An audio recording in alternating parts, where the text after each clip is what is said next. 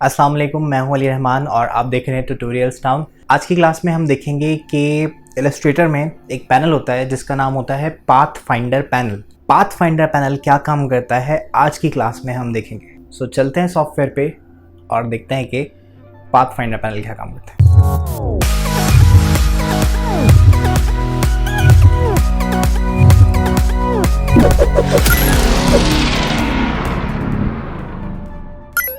Path finder panel को use करने के लिए सबसे पहले तो आपको ये पता होना चाहिए कि पाथ फाइंडर पैनल बनाया क्यों गया है। तो बेसिकली इलस्ट्रेटर में या हम जब डिज़ाइनिंग करते हैं तो डिज़ाइनिंग में हमें बहुत सारे किस्म की शेप्स बनानी होती हैं। तो जो भी अगर आपको ऐसी कोई कॉम्प्लेक्स शेप बनानी है, मतलब आप बेसिक प्लस बेसिक, मतलब जैसे ये दो सर्कल्स हैं, इनको ऐड करके मैं एक ऐसी शेप बना सकता हूँ, या आप बहुत सारी मल्टीपल बेसिक शेप्स को मिला के एक यूनिक एक नई शेप बना सकते हैं। तो बेसिक शेप्स को मिला के एक कॉम्प्लेक्स शेप बनाना किस तरह से पॉसिबल है इलस्ट्रेटर में थ्रू पाथ फाइंडर, वो आज हम देखेंगे। पाथ फाइंडर के 2 सेशंस होंगे, 2 क्लासेस होंगी। नेक्स्ट क्लास में भी हम पाथ फाइंडर ही पढ़ेंगे क्योंकि थोड़ा बड़ा पैनल है और ये जैसे आपने इससे पहले शेप बिल्डर टूल पढ़ा था, ये उसी तरह से बनाया गया है। जो शेप बिल्डर टूल था वो एक मॉडर्न टूल है, बाद में आया है, तो इसलिए वो थोड़ा चलाना आसान है। पाथ फाइंडर चलाना थोड़ा सा कॉम्प्लेक्स है, लेकिन आप इससे बहुत आसानी से काम कर सकते हैं अगर आपके कॉन्सेप्ट क्लियर हैं। तो चलते हैं सॉफ्टवेयर पे और देखते हैं कि ये किस तरह से काम करता है। सबसे पहले यहाँ पर हम देखेंगे कि पाथ फाइंडर पैनल ओपन कहाँ से होता है। ये मेरे पास पाथ फाइंडर पैनल जो है वो ओपन है, तो मैं यहाँ से इसको बंद कर लेता हूँ और विंडो में जाके, जब भी आपको पाथ फाइंडर पैनल की ज़रूरत पड़ती है आप विंडो में जाएंगे और यहाँ से जाके पाथ फाइंडर पैनल को ओपन कर लेंगे और यहाँ पर आगे आपको इसकी शॉर्टकट की लिखी हुई नज़र आएगी। इलस्ट्रेटर में इसकी शॉर्टकट की होती है कंट्रोल शिफ्ट एंड F9। तो आप control shift and F9 press करेंगे तो आपके पास यहाँ पर पाथ फाइंडर पैनल ओपन हो जाएगा। पाथ फाइंडर पैनल के 2 पार्ट्स होते हैं, एक होता है शेप मोड्स जो हम आज की क्लास में कवर करने की कोशिश करेंगे इस वीडियो में, और जो नेक्स्ट पार्ट होगा वो फिर हम आगे के वीडियोस में देखेंगे। सो सबसे पहले यहाँ पर आपके पास जो पहला पार्ट है इलस्ट्रेटर में वो है शेप मोड्स। सो यहाँ पर शेप मोड्स क्या करते हैं, जो शेप मोड्स हैं यहाँ पर पाथ फाइंडर को, जैसे मैंने आपको अभी बताया कि आप मल्टीपल शेप्स को ऐड, सब्ट्रैक्ट, इंटरसेक्ट या एक्सक्लूड या ट्रिम या डिवाइड, ये सब कुछ करते हुए आप एक कॉम्प्लेक्स शेप बना सकते हैं। तो कॉम्प्लेक्स शेप्स बनाने के लिए हम यूज़ करते हैं पाथ फाइंडर को। तो पाथ फाइंडर से किस तरह से काम करते हैं, तो मैं सबसे पहले यहाँ पर जाता हूँ और मैं यहाँ पे कुछ शेप्स क्रिएट कर लेता हूँ। तो मैंने यहाँ पर एक सर्किल ड्रॉ कर लिया और यहाँ पर मैंने एक दूसरा सर्किल ड्रॉ कर लिया। इस सर्किल का मैं कलर चेंज कर देता हूँ। इस सर्किल को सिलेक्ट किया और यहाँ स्विचेस पैनल से मैंने कोई कलर पिक कर लिया, एक कलर पिक कर लिया। ठीक है, मैं यहाँ पर एक स्टार ड्रॉ कर लेता हूँ। मैं यहाँ पर जाता हूँ और अगेन यहाँ पर हम स्टार ड्रॉ कर लेते हैं। स्टार ड्रॉ करने के बाद मैं स्टार का भी कलर चेंज कर लेता हूँ। स्टार का कलर चेंज करने के बाद बस इतनी 3 शेप्स हमारे लिए काफ़ी हैं अभी समझने के लिए। सो मैंने यहाँ पर स्टार और ये 2 सर्कल्स क्रिएट किए। अगर मैं चाहता हूँ कि ये जितनी भी शेप्स मैंने बनाई हैं इनकी एक बाउंड्री लाइन क्रिएट हो जाए, तो ऐसा करने के लिए हमारे पास सबसे पहला जो ऑप्शन पाथ फाइंडर पैनल में मौजूद होता है वो होता है यूनाइट। तो यूनाइट करने के लिए आप क्या करेंगे, आप इन तमाम शेप्स को सिलेक्ट करेंगे और सिलेक्ट करने के बाद आप यहाँ से यूनाइट का जो बटन है, यूनाइट की जो ये ऑप्शन है, इसके बटन पे जाके आप क्लिक कर देंगे तो जो भी शेप्स आपने बनाई होंगी वो ऐड हो जाएंगी। तो इस तरह से आप कोई शेप क्रिएट करना चाहते हैं आप बिल्कुल क्रिएट कर सकते हैं। लाइक मैंने ये पार्ट बनाया, अब इसको ये जब ऐड हुआ तो मुझे एक चीज़ फील हुई, जैसे आपके शेफ का जो हैट होता है वो हम इससे क्रिएट कर सकते हैं। सो मैंने यहाँ पर जाके पेन टूल सेलेक्ट किया। पेन टूल से सिलेक्ट करके मैं थोड़ा सा कलर चेंज कर लेता हूँ यहाँ से, ताकि मैं जो शेप बनाऊँ वो आपको पता चल जाए कि मैंने यहाँ पर अलग से एक शेप बनाई है। कैप्स लॉक को मैंने बंद किया अपने पास और यहाँ पर जाके मैं एक ऐसी शेप, रैंडम शेप मैं क्रिएट कर लेता हूँ। इसका हैंडल रिमूव कर दिया। सो ये मैंने शेप क्रिएट कर ली और इन तमाम शेप्स को मैंने सिलेक्ट किया एक साथ और यहाँ से जाके मैंने इसको यूनाइट करवा दिया। तो इस तरह से जाके आप कोई शेप क्रिएट करवा सकते हैं। लाइक आपको कोई जो आपके पास क्लाउड्स होते हैं, क्लाउड्स आपको क्रिएट करने हैं। मैंने यहाँ से क्लाउड क्रिएट करने के लिए एक सर्किल की ड्रॉ कर लिया, एक और सर्किल मैंने यहाँ से सिलेक्ट किया, इसको मैं शिफ्ट प्रेस करके इसका साइज डिक्रीज कर देता हूँ, ऑल्ट प्रेस करके मैंने मल्टीपल इसकी कॉपीज ले ली रैंडम, और यहाँ से जाके मैं एक इसमें स्क्वायर शेप हम ऐड करवा देते हैं। मैंने यहाँ से एक स्क्वायर शेप सेलेक्ट कर ली, इसको पिक कर लिया, इसको ऊपर कर दिया थोड़ा सा, थोड़ा सा मैं इसको एडजस्ट कर लेता हूँ अपने स्क्वायर को। इतना पार्ट बनाने के लिए मैं चाहता हूँ जितने भी सर्कल्स और ये जो स्क्वायर्स मैंने क्रिएट किए सब आपस में ऐड हो जाए। ऐड करने के लिए आप सिंपल क्या करेंगे, अभी अगर मैं कंट्रोल वाई प्रेस करता हूँ उसके आउटलाइन मोड पे, अगर आप देखें तो शेप बहुत अलग अलग है। इसको एक साथ मिलाने के लिए आप क्या करते हैं, आप करते हैं यूनाइट। मैं इसको सिलेक्ट करता हूँ, सिलेक्ट करने के बाद यहाँ पे यूनाइट का बटन है, इस पर मैंने क्लिक किया और जाके मैं यहाँ से कलर को चेंज करवा देता हूँ। तो इस तरह से आपको कोई शेप अगर क्रिएट करनी है, ड्रॉ करनी है यूनाइट करके, अब आपको ये देखना पड़ेगा, सीखना पड़ेगा कौन सी ऐसी शेप है जिसमें यूनाइट यूज हो सकता है, जिसमें कोई दूसरा ऑप्शन यूज हो सकता है। तो सिर्फ आपको वो बेसिक शेप्स यूज करनी है और देन फिर आप जो है वो जो भी पार्ट आप क्रिएट करना चाहें वो आप क्रिएट कर सकते हैं किसी भी शेप के लिए। ओके, सो जैसे मैं यहाँ पर एक एग्जाम्पल हम और लेते हैं ऐड की। ऐड बहुत आसान है, बस आपको सिलेक्ट करना है और यहाँ से आके एडिशन करनी है। तो मैं 2 बॉक्सेस सिलेक्ट कर लेता हूँ और इनके साथ हम एक सर्कुलर शेप भी हम ऐड करवा देते हैं। यहाँ पर मैं चाहता हूँ ये कर्व्ड हो जाए, ये जब मिले तो कर्व हो जाए। तो मैं यहाँ से जाके एक पार्ट यहाँ से सिलेक्ट कर लिया और एक पार्ट शिफ्ट प्रेस किया और मैंने यहाँ से ड्रॉ किया एंड देन फिर हम यहाँ से जाके मैं बिल्कुल इसके सेंटर पे अलाइन करवा देता हूँ। इसका कलर मैं थोड़ा सा चेंज कर लेता हूँ और इसको उठा के मैंने इस वाले सर्किल के सेंटर पॉइंट पे रखवा, तकरीबन सेंटर है। इसको थोड़ा सा और ऊपर में मैं मूव करना है तो आप यहाँ से कर सकते हैं, ठीक है। इसी तरह से मैंने ऑल्ट प्रेस किया और इस पार्ट को मैंने एक सर्किल मैंने यहाँ पर भी सेट कर लिया, थोड़ा सा ऊपर कर दिया इसको और ठीक है। देन हम इन सबको सिलेक्ट करेंगे और यहाँ से मैं सिंपल कर देता हूँ इसको यूनाइट। तो यूनाइट करने के बाद आपके पास कुछ ऐसी शेप क्रिएट हो जाएगी। तो यूनाइट करना बहुत आसान है, बस आपको शेप्स को सिंपल सेलेक्ट करना है और उसको जाके आपने यूनाइट कर देना। तो ये आगे हम थोड़ी सी कॉम्प्लेक्स शेप्स बनाएंगे तो उसमें भी यूनाइट कहीं ना कहीं आपको नजर आएगा यूज होता हुआ। तो वहां हम देखेंगे। सेकेंड पार्ट है हमारे पास, इसका सेकेंड ऑप्शन जो है वो है माइनस फ्रंट। ये आपको पुराने वर्जन में या दूसरे सॉफ्टवेयर लाइक इन डिजाइन उसमें आपको ये सबट्रैक्ट के नाम से भी मिलता है। तो मैं यहाँ पर इसका नाम एक और सबट्रैक्ट भी रख देता हूँ। तो सबट्रैक्ट या माइनस फ्रंट क्या करता है, इसका नाम माइनस फ्रंट इसलिए है क्योंकि यहाँ पाथफाइंडर में माइनस बैक भी मौजूद है। तो माइनस फ्रंट क्या करता है, ये बहुत काम का है। ठीक है, आप समझ लें दुनिया के जो 30% मैं कह रहा हूँ लोगोज उससे ज़्यादा ही होंगे। तो 30% जो लोगोज हैं वो तकरीबन इससे बने हुए हैं, मतलब उसमें कहीं ना कहीं ये वाला जो ऑप्शन है वो यूज हुआ हुआ क्योंकि आप चीज़ों को सब्ट्रैक्ट करके उनको यूज कर रहे होते हैं, उनको क्रिएट कर रहे होते हैं। तो मैं यहाँ पर जाता हूँ और मैंने एक चांद जैसी शेप बनानी है। तो मैंने यहाँ पर जाके एक सर्किल की कॉपी की और इसका थोड़ा सा मैंने साइज डिक्रीज करवा दिया और देन दोनों को सिलेक्ट किया। अब देखिए माइनस फ्रंट का काम क्या है कि ये ऊपर वाली शेप को पीछे वाली शेप में से माइनस करता है, इसीलिए इसका नाम रखा गया माइनस फ्रंट। ये फ्रंट वाली शेप माइनस होगी और साथ साथ जब डिलीट होगी, सब्ट्रैक्ट होगी तो पीछे वाली शेप को भी साथ ले जाएगी। तो मैं यहाँ से जाके ये जो सेकंड वाला ऑप्शन है माइनस फ्रंट, इस पर हम क्लिक करते हैं तो यहाँ पर ये इस तरह की शेप क्रिएट करने के लिए काम आता है। सो अगेन, अच्छा एक बात मैंने यूनाइट में मैं नहीं बताई, मैं स्टार्ट में ही बात बता देता हूँ। जैसे हमने लास्ट टाइम जो मेरी लास्ट वीडियो थी उसमें जो है मैंने बताया था कि जो शेप बिल्डर टूल होता है वो पाथफाइंडर वाले ही काम करता है, बट वो क्योंकि नया टूल है तो इसलिए थोड़ी आसानी है उससे यूज करने में। तो अगर आपने अभी तक वो वीडियो नहीं देखी है तो ये सामने आपके पास ऊपर लिंक आ रहा है, इस लिंक पे जाके आप क्लिक करके और वो प्रीवियस वाली वीडियो देख सकते हैं। तो मैंने आपको प्रीवियस वीडियो में ये बताया था कि आपका जो भी पाथफाइंडर या शेप बिल्डर, इन दोनों में से कोई भी ऑप्शन आप यूज कर रहे हैं, उनके साथ एक मसला होता है कि वो शेप्स पे काम करते हैं, ना ही वो लाइंस पे काम करते हैं और ना ही वो किसी टेक्स्ट पे काम कर सकते। तो अगर आपको किसी टेक्स्ट में ये ऑप्शंस यूज करने, तो मैंने उस प्रीवियस वाली वीडियो में भी बताया था, मैं यहाँ पर भी एक तरीका मैं बता दूं। मैंने उस वीडियो में 2 तरीके बताए थे, यहाँ पे भी चलें दोनों बता देते हैं, इतना मुश्किल नहीं है। तो मैं यहाँ पे जाता हूँ, टाइप टूल सेलेक्ट किया, मैंने यहाँ पे क्लिक किया और यहाँ पर मैं टाइप कर देता हूँ R। सही।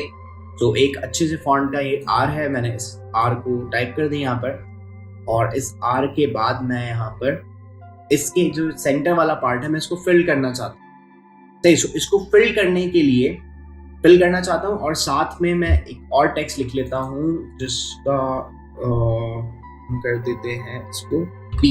सही, कैपिटल पी मैंने टाइप कर लिया। तो मैं करना क्या चाहता हूँ, देखिए मैं आपको बताता हूँ। मैं यहाँ पे जाता हूँ और मुझे आर का जो बीच वाला पार्ट है बंद करना है, तो मैं यहाँ पे पेन टूल सेलेक्ट करूंगा, इसको यहाँ से जाके मैं क्लोज करता हूँ। सही। अब मैं आर को इस शेप के साथ अगर सेलेक्ट करता हूँ और यूनाइट करता हूँ, देखिए नहीं कर सही, ये अभी भी शेप अलग है, ये अलग है। तो आपको इस केस में क्या करना पड़ेगा, आपको अपने आर को कन्वर्ट करना पड़ेगा, राइट क्लिक करके क्रिएट आउटलाइन, यही ऑप्शन आपको टाइप में जाके क्रिएट आउटलाइन यहाँ पर भी मिल जाएगा, या फिर दूसरा तरीका ये होता है कि आप ऑब्जेक्ट में जाएं और एक्सपेंड कर दें। लेकिन आपको दोनों ही तरीके याद रखने हैं। तो मैं एक्सपेंड करता हूँ, ओके करता हूँ। अब ये आर जो है वो आर नहीं रहा, देखने में तो आपको आर लग रहा है, बट सॉफ्टवेयर के लिए एक शेप बन गई। इसका मतलब मैं टेक्स्ट, जैसे ये पी टेक्स्ट है, अभी मैं डबल क्लिक करता हूँ, मैंने कहा मुझे पी नहीं लिखना, मुझे एस लिखना था, तो मैं इसको एस में कन्वर्ट कर सकता हूँ। बट अगर आप इस आर को कन्वर्ट करना चाहते हैं तो आप भूल जाएं। इसीलिए जब भी आप कन्वर्जन करें तो आप एक कॉपी लेके रख लें, ताकि अगर कभी कोई प्रॉब्लम हो जाए तो आप उस आर को यूज करवा सकें। तो मैंने इस आर को सिलेक्ट किया इस शेप के साथ, और यहाँ से जाके मैं सिंपल यूनाइट कर देता हूँ। मैं अलग कलर करके आपको दिखाता हूँ, ये मैंने अलग से शेप बनाई है। मैं दोनों को सिलेक्ट करता हूँ और यहाँ से यूनाइट कर देते हैं। जो शेप ऊपर होगी उसका कलर आपको यहाँ आर में मिल जाएगा। मैं यहाँ इसका कलर चेंज कर लेता हूँ, नेवी ब्लू मैंने कर दिया।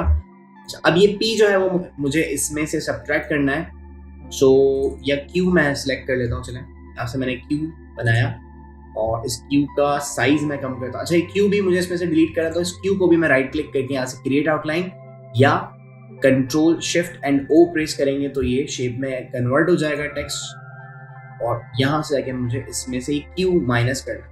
तो मैंने इस क्यू को रखा, बट आपको ये ध्यान रखना है पाथ फाइंडर में जो लास्ट टूल हमने पढ़ा था शेप बिल्डर टूल, उसमें आपको कोई प्रॉब्लम नहीं होती, क्योंकि वहां आप सारी चीजें माउस से कंट्रोल कर रहे होते। बट यहाँ पर पाथ फाइंडर में प्रॉब्लम ये है कि आप यहाँ पर जो चीजें हैं वो आप कुछ ऐसे ऑप्शंस हैं जो आप अरेंजमेंट की फॉर्म में यूज कर रहे हो कि कौन सी शेप ऊपर रखी हुई है, कौन सी शेप पीछे रखी हुई है, तो उस हिसाब से आपको वो चीजें एडजस्ट करनी। तो मैं यहाँ से जाके इसको सिलेक्ट करता हूँ, और अब क्योंकि क्यू पीछे है तो मुझे डिलीट करने वाली शेप को ऊपर लाना पड़ेगा। तो मैं इस आर को सिलेक्ट करता हूँ और राइट क्लिक करके मैंने इसको अरेंज और सेंड टू बैक या सेंड बैकवर्ड भी कर सकते हैं। मैं सेंड टू बैक कर देता हूँ, और यहाँ से इस क्यू का जो भी कलर है वो हम चेंज कर लेंगे। ठीक है, तो मैंने इसको चेंज कर लिया। अब मैं इस क्यू को इस आर के साथ डिलीट या सब्ट्रैक्ट करवाना चाहता हूं मैं कुछ इस फॉर्म में कि इस आर का ये पार्ट भी रहे और ये क्यू इसमें से डिलीट भी हो जाए। तो मैंने इसको सिलेक्ट किया, क्यू के साथ आर को सिलेक्ट किया, और देन फिर हम यहाँ से जाके इसको कर देते हैं माइनस फ्रंट। तो ये कुछ इस तरह की शेप आपको नजर आएगी। तो इस तरह से आप बहुत सारे कूल लोगोज आप क्रिएट कर सकते हैं पाथ फाइंडर के थ्रू। ठीक है, तो मैंने इसमें यूनाइट भी यूज किया है और मैंने यहाँ पे सब्ट्रैक्ट भी यूज किया। तो बैक हम चलते हैं माइनस फ्रंट पे। तो माइनस फ्रंट में देखें आप और क्या चीजें बना सकते हैं। कुछ भी चीज आपको क्रिएट करनी है, मैंने यहाँ पे एक सर्कल बनाया और इस सर्कल पे मैं एक लाइन ड्रॉ कर देता हूँ। मैंने आपको लास्ट टाइम ये भी बताया था कि आप स्ट्रोक पे काम किस तरह से करते हैं पाथ फाइंडर या शेप बिल्डर से। तो मैंने यहाँ पे एक स्ट्रोक ली, इस स्ट्रोक का साइज मैंने इंक्रीज कर दिया और मैं इन दोनों को सिलेक्ट करता हूँ, इसको की ऑब्जेक्ट बनाता हूँ। अलाइनमेंट पैनल मैं पाथ फाइंडर के साथ ही रख लेता हूँ। अलाइनमेंट से जाके मैंने इसको सेंटर लाइन और मिडिल लाइन करवा दी। ठीक है, अब मैं इस लाइन को जो कि तकरीबन 5 पॉइंट्स ही मैंने ली हुई यहाँ पे, मैं इसको इस तरह से 8 एंगल्स पे या 6 एंगल्स पे डिवाइड करना चाहता हूँ। तो मैं क्या करूँगा, इसको सिलेक्ट करूंगा और यहाँ से आपके पास होता है एक रोटेट टूल।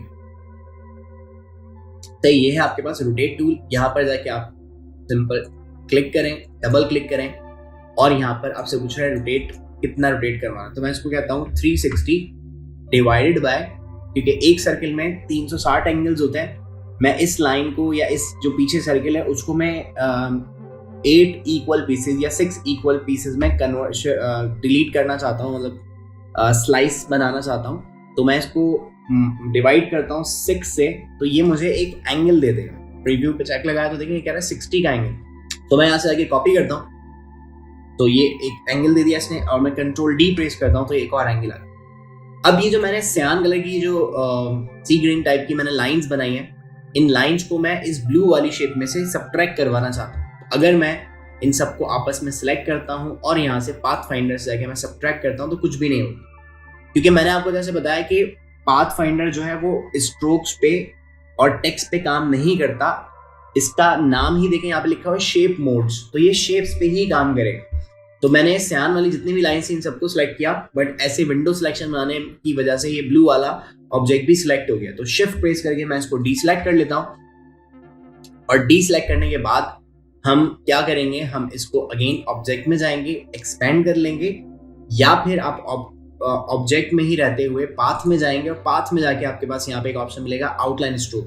तो यहाँ से जाके आप आउटलाइन स्ट्रोक सेलेक्ट कर लेंगे, तो ये आपकी जो लाइंस हैं वो अब कन्वर्ट हो चुकी हैं शेप में। तो ये सारी शेप्स मैंने ऊपर रख ली, ग्रुप कर लिया। मर्जी है ग्रुप नहीं भी करेंगे तो भी ये सारी फ्रंट पे होना लेकिन लाजमी है। मैंने सबको सेलेक्ट किया, इस सर्किल को, और प्लस सर्किल एक ही है, ठीक है, इन लाइंस के साथ, और मैं यहाँ से जाके इसको कर देता हूँ माइनस फ्रंट। तो माइनस फ्रंट से माइनस हो गई। अब आपको इसमें अलग अलग कलर फिल करना है, तो आप अनग्रुप करके यहाँ से इसमें डिफरेंट कलर्स, ये आउटलाइन में आ रहा है, मैं फिल कलर ऊपर रख देता हूँ। तो आप यहाँ से जाके तो इस तरह से आप कुछ भी सबट्रैक्ट करना चाहते हैं, कंट्रोल जी से मैंने अगेन ग्रुप कर लिया और मैंने इसको यूज कर लिया, हो गया। सो मैं यहाँ पर एक चीज मैं बताना चाहता हूँ आपको। सो मैं यहाँ पर गूगल पे सर्च कर रहा हूँ IBM का लोगो। आपने IBM का लोगो देखा होगा, कुछ इस तरह का IBM का लोगो होता है। सो मैं इस लोगो को क्रिएट करना चाहता हूँ इलस्ट्रेटर में। फॉन्ट थोड़ा सा मैं डिफरेंट यूज करूंगा क्योंकि ये वाला फॉन्ट मेरे पास नहीं है।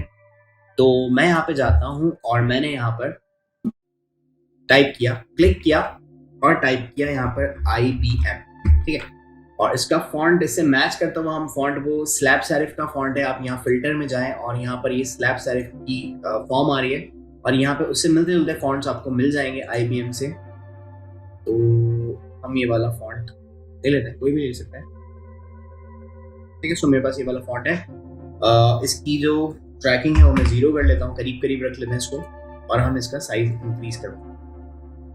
कलर जैसा उनके लोगों में तकरीबन उससे मिलता जुलता मैंने यहाँ से कोई एक कलर ले लिया, ये कलर ले लिया। अब यहाँ पर अगर आप इनका लोगो देखें तो इनके लोगो में क्या है, ये लाइन सबट्रैक्ट हुई है, माइनस हुई।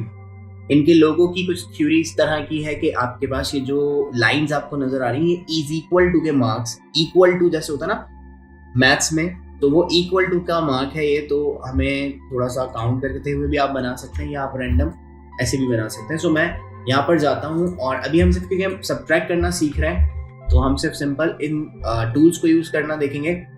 मैंने यहाँ पे एक लाइन ड्रॉ की, और इस लाइन को जाके मैं यहाँ से ग्रीन कलर से मैं कोई भी ऐसा कलर जो आपको प्रोमिनेंट नजर आ जाए, बस जरूरी नहीं है कि आप ग्रीन ही कलर लें। तो मैंने इसको थोड़ा बाहर की तरफ बनाया क्योंकि जो आपका टेक्स्ट होता है उसका बाउंडिंग बॉक्स थोड़ा बड़ा होता है, तो इसलिए ये आसानी से सिलेक्ट हो सके, इसलिए मैंने यहाँ पर लाइन बनाई। और इस लाइन को मैं पहले ही कन्वर्ट कर लेता हूँ। तो मैं ऑब्जेक्ट में जाता हूँ और एक्सपेंड मैंने करवा दिया इसको, यहाँ से ओके कर दिया, एक्सपेंड। एक्सपेंड करने के बाद मैं यहाँ पर अगर आपको बिल्कुल इक्वल लाइन चाहिए तो मैं यहाँ पर जाता हूँ, आप यहाँ पे काउंट कर लो। लोगो मेरा ये रहा, कितने बॉक्सेस आपको चाहिए, मैं इसको थोड़ा सा बड़ा कर लेता हूँ। 1 2 3 4 5 6 7 8 9 10 11 12 13 14 15, ठीक है, 15 मुझे बॉक्सेस चाहिए। और कुछ जो है वो उसमें से ऑल्टरनेट फॉर्म में हम डिलीट कर देंगे। यहाँ से मैं व्यू में जाता हूँ, स्नैप टू पिक्सल मैंने हटा दिया इसको यहाँ पे, वरना वो मेरी मर्जी से नहीं आ रहा था। और अब जाके हम मैं येलो वाले शेप को सिलेक्ट करता हूँ, ऑल्ट प्रेस करके मैंने कॉपी किया, कंट्रोल डी, 3 4 5 6 7 8 9 10 11 12 13 14 15, तो ये 15 हो गई। अब आप सबको सिलेक्ट करें और यहाँ से जाके आप इसको स्ट्रेच करवा दें।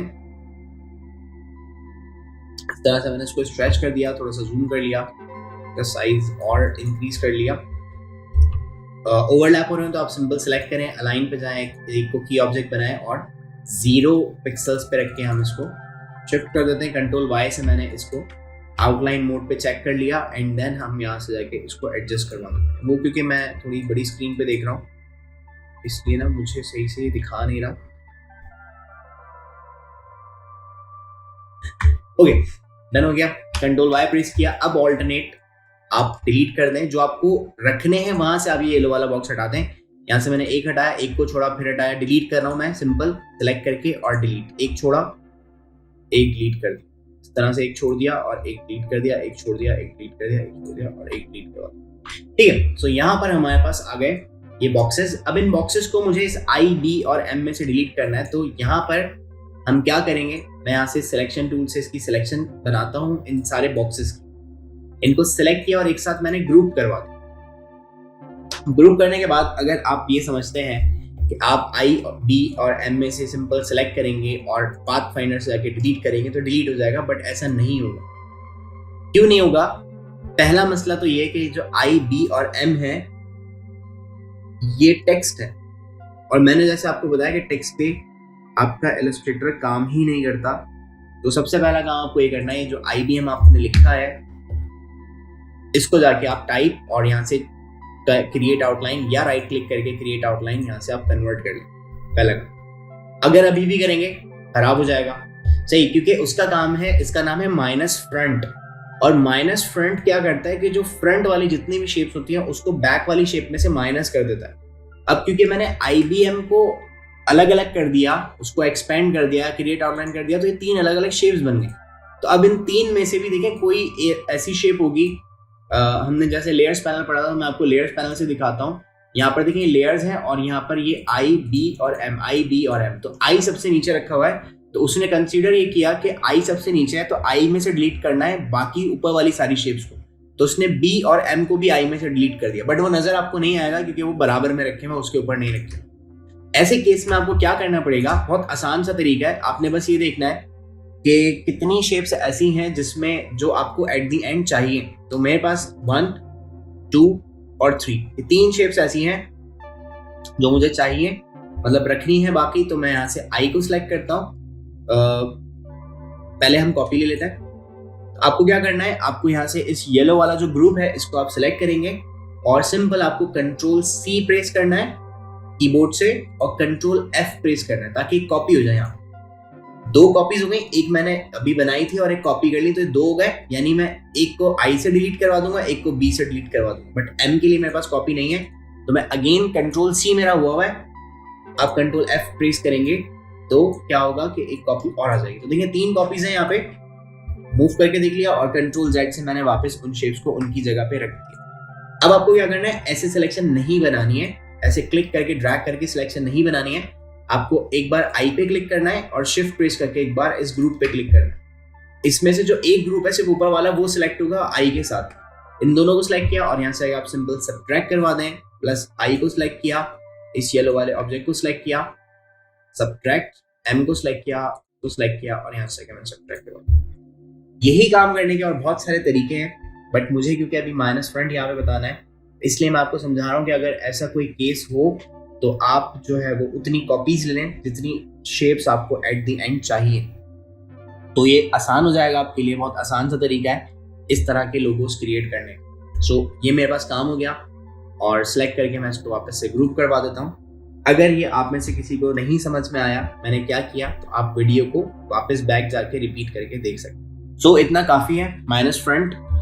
हम आगे चलते हैं। नेक्स्ट हमारे पास जो ऑप्शन है वो है इंटरसेक्ट का।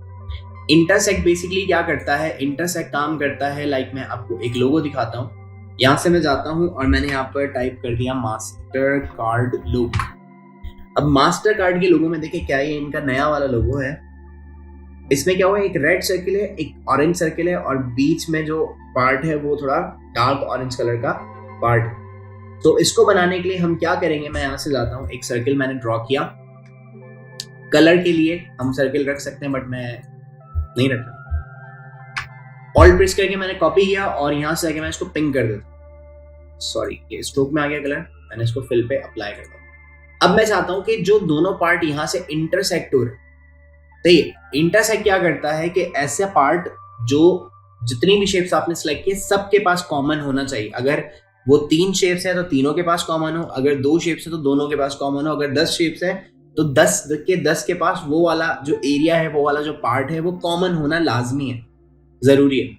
तो वो पार्ट क्या करता है, वो रखता है, बाकी पार्ट डिलीट करता है। अच्छा, यहाँ पे मैं एक और बात बताऊँ, ये मैं अगर किसी को, अपने स्टूडेंट को, किसी को लोगो दिखाता हूँ तो वो कहते हैं कि आप इसको ओपेसिटी से भी तो बना सकते हैं। ओपेसिटी से आप सिर्फ लोगो को चेक कर सकते हैं कि बनेगा तो कैसे लगेगा, लेकिन हम ओपेसिटी को ना अप्लाई नहीं करते लोगो बनाते वक्त। उसका रीजन ये होता है कि अगर मैं इस पिंक की ओपेसिटी कम करता हूँ, इसको मैंने सेलेक्ट किया प्रॉपर्टीज पैनल से जाके, यहाँ से 100% है। अगर आप पुराना वर्जन यूज करें तो ये प्रॉपर्टी पैनल ऊपर कंट्रोल पैनल में आता था, तो आपको कुछ ऐसा नजर आएगा, यहाँ ऊपर आपको ओपेसिटी मिल जाएगा।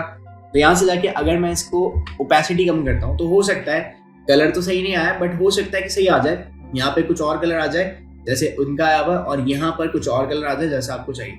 बट मसला ये होगा कि आपको नहीं पता होता, जब हम लोगो बनाते हैं तो हमें नहीं पता होता कि जो आपका डिजाइनर है या आप खुद उसको डिजाइन कर रहे हो तो कब कहाँ किस जगह पे आपको लोगो लगाना पड़ जाए। अगर आपने इस तरह से ओपेसिटी कम की हुई होगी, और ओपेसिटी कम करने का मतलब है कि आपने उसको ट्रांसपेरेंट कर दिया।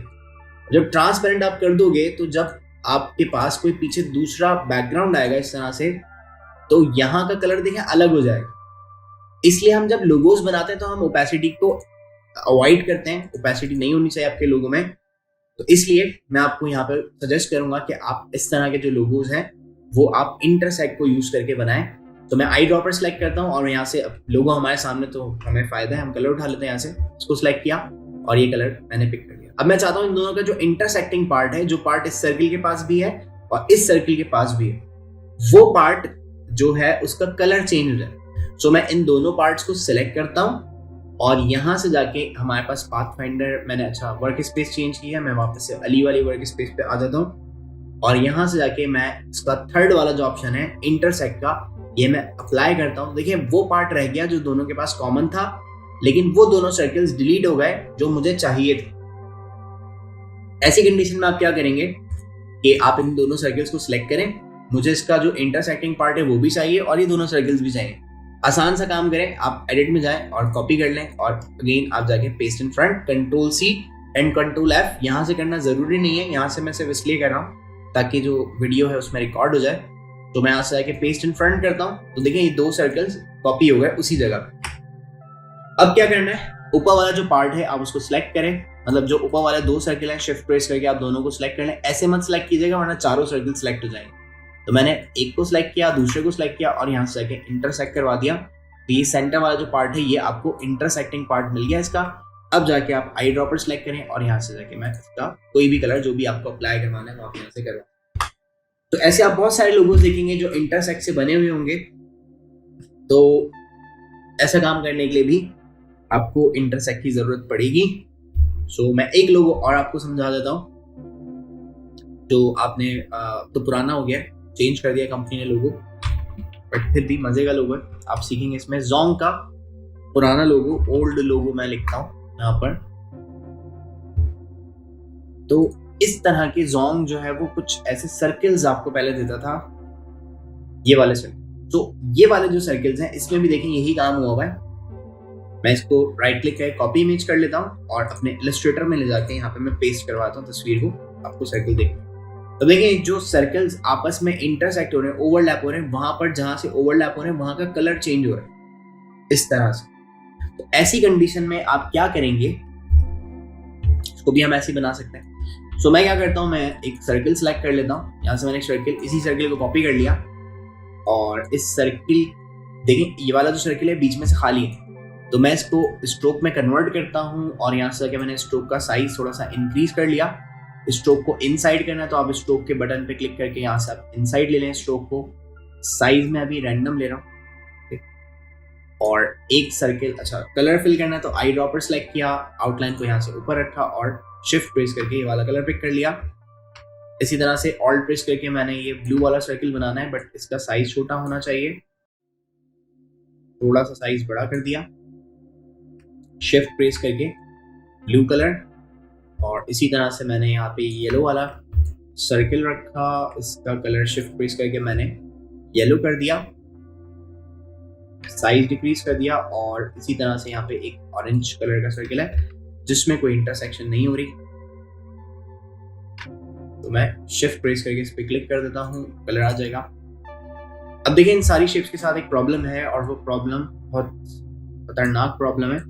ये वो सारी है लाइंस, ये स्ट्रोक्स हैं सारी, ये पूरे सर्किल है, बट स्ट्रोक मैंने लगाई है, बाकी अंदर कलर मैंने बंद किया हुआ, तो इसलिए आपको वो ऐसे नजर आ रहा है। तो आप सिंपल सारे सर्किल्स को सिलेक्ट करें और फौरन जाके उसको ऑब्जेक्ट और एक्सपेंड अपीयरेंस या एक्सपेंड, दोनों में से जो भी है ऑप्शन एक्टिव है उस पर जाके आप क्लिक कर दें, तो यहाँ पे ये सर्किल आ जाएंगे। अब मैं इसको सेट कर लेता हूँ, यहाँ पे कुछ ये इस जगह पे रखा हुआ है, येलो वाला सर्किल मैंने यहाँ पे सेट कर दिया, साइज थोड़ा सा इंक्रीज कर दिया, बिल्कुल इस रेड तक आ रहा है।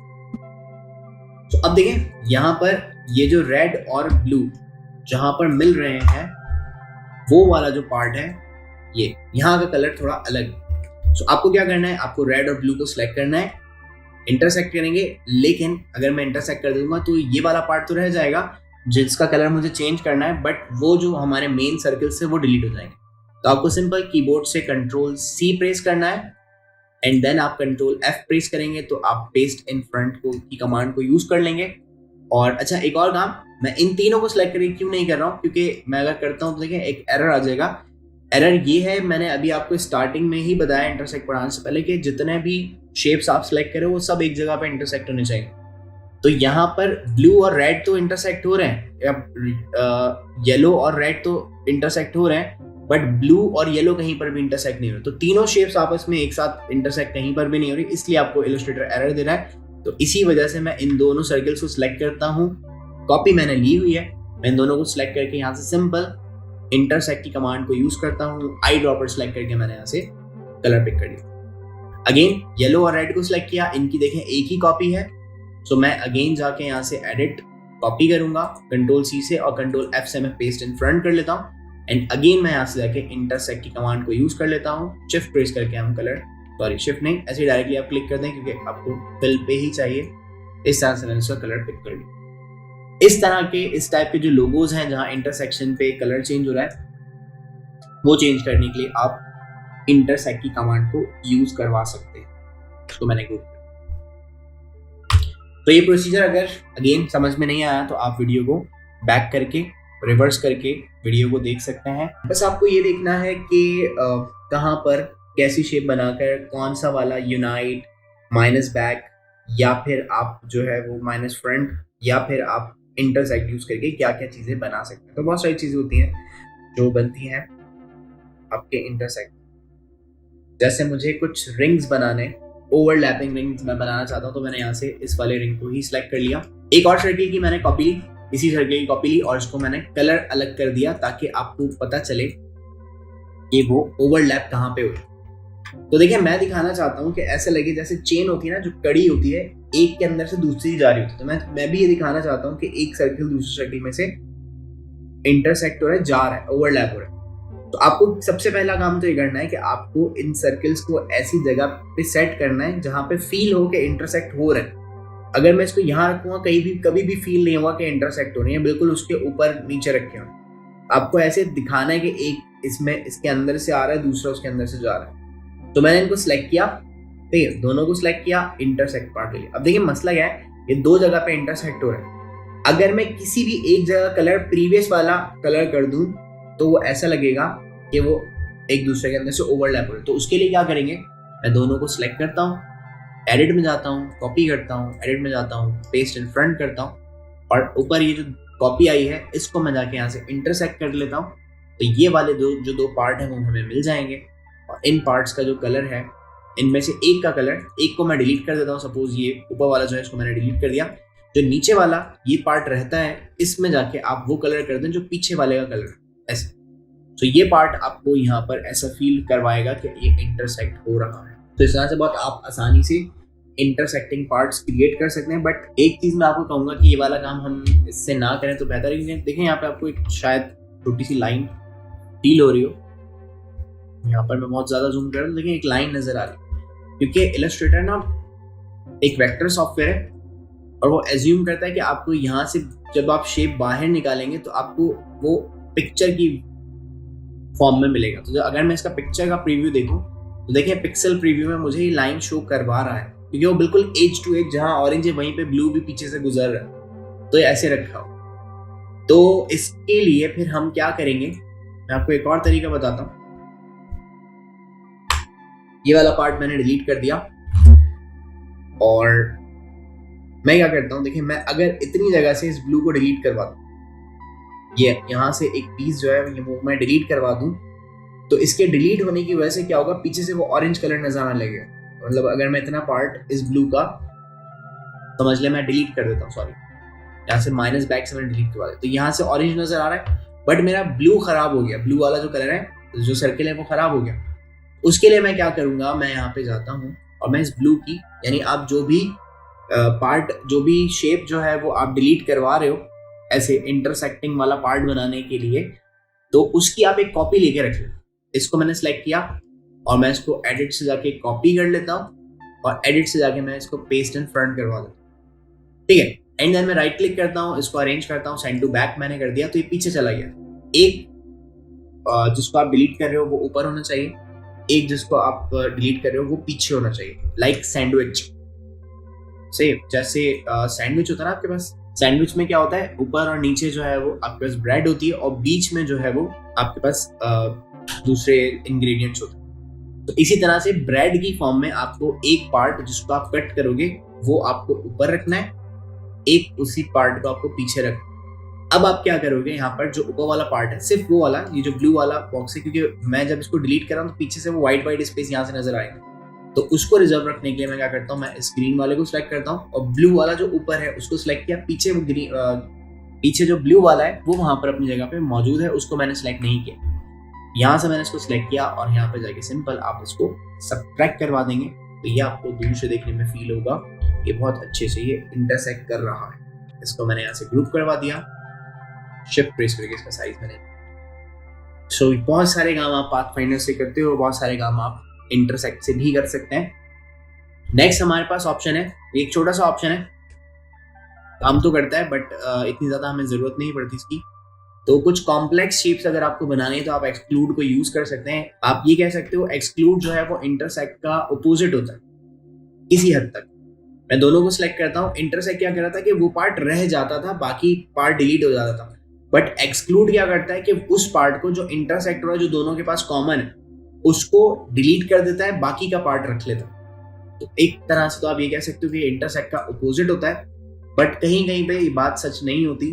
जैसे मैं यहाँ पे एक सर्किल क्रिएट करता हूँ, इसकी एक मैंने ऑल्ट प्रेस करके कॉपी कर ली, ऑल्ट प्रेस करके कॉपी कर ली, ऑल्ट प्रेस करके कॉपी कर ली, रैंडम मैंने कॉपीज कर ली।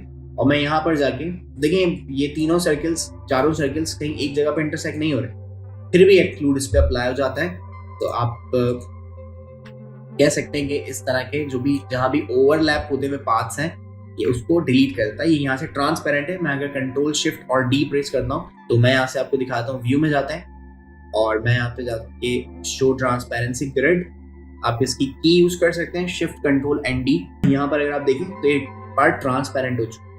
तो इस तरह से आप एक्सक्लूड कर सकते हैं। मैं यहाँ से जाके अगेन हाई ट्रांसपेरेंसी ग्रिड्स कर देता हूँ और इन सब का कलर एक हो जाएगा। मैं इसको सिलेक्ट करके यहाँ से कलर चेंज। तो इस तरह की कोई शेप्स अगर आपको क्रिएट करनी है तो आप बिल्कुल एक्सक्लूड को यूज कर सकते हैं।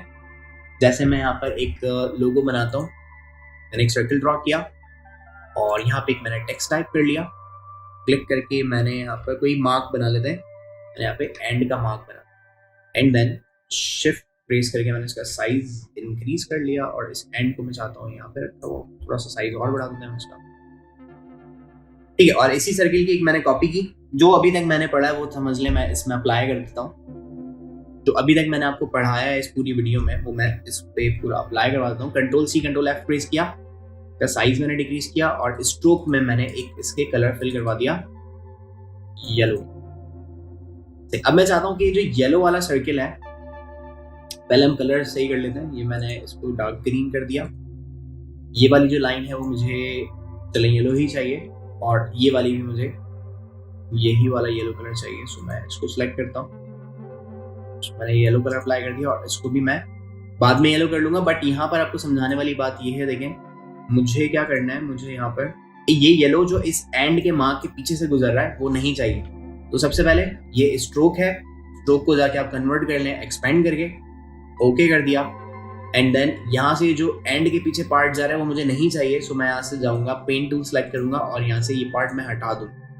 तो हटाने के लिए मैंने आपको बताया था कि जो भी पार्ट आपको डिलीट करना है उसके लिए आप क्या करते हो, वो शेप आप ऊपर रखो, ये बिल्कुल ऊपर है, ये वाली शेप ऊपर है, जिसको डिलीट करना है वो शेप पीछे है।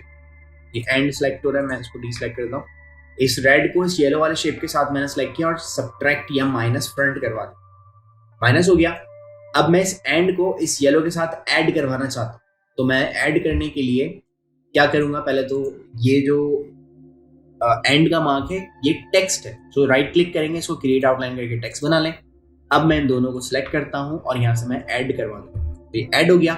बट मैं चाहता हूं कि ये जो पार्ट इसके ऊपर आ रहा है, इस ग्रीन वाले शेप के ऊपर, वो नहीं होना चाहिए, जो बाहर निकल रहा है वो होना चाहिए। मैं इन दोनों को सिलेक्ट करता हूँ, मैंने इन दोनों को सिलेक्ट किया और यहाँ पर जाके मैं इसका जो एक्सक्लूड का ऑप्शन है वो मैं अप्लाई करता हूँ, तो ये इतना पार्ट रह गया, बाकी जो एरियाज थे वो डिलीट हो गए। अब मैं जाके इसमें जो भी कलर मुझे चाहिए वो मैं इसमें, इस तरह के कुछ अट्रैक्टिव फॉर्म्स आपको लोगोस की क्रिएट करनी है, तो वो आप पाथफाइंडर का जो पहला फेज है इससे क्रिएट कर सकते हैं। तो आज की वीडियो में हमने 4 ऑप्शंस देखे। सो ये थी आज की क्लास, होप आपको पसंद आई होगी। अगर पसंद आई तो लाइक कर दीजिए, कमेंट कर दीजिए और चैनल को सब्सक्राइब कर लीजिए और बेल आइकन को ज़रूर प्रेस कीजिएगा और उसमें ऑल का जो फीचर है उसको प्रेस कीजिएगा ताकि आपको मेरी आने वाली नई वीडियोस के तमाम नोटिफिकेशंस मिल सकें। तो मिलते हैं नेक्स्ट क्लास में, तब तक के लिए अल्लाह हाफ़िज़, अपना ख्याल रखिएगा।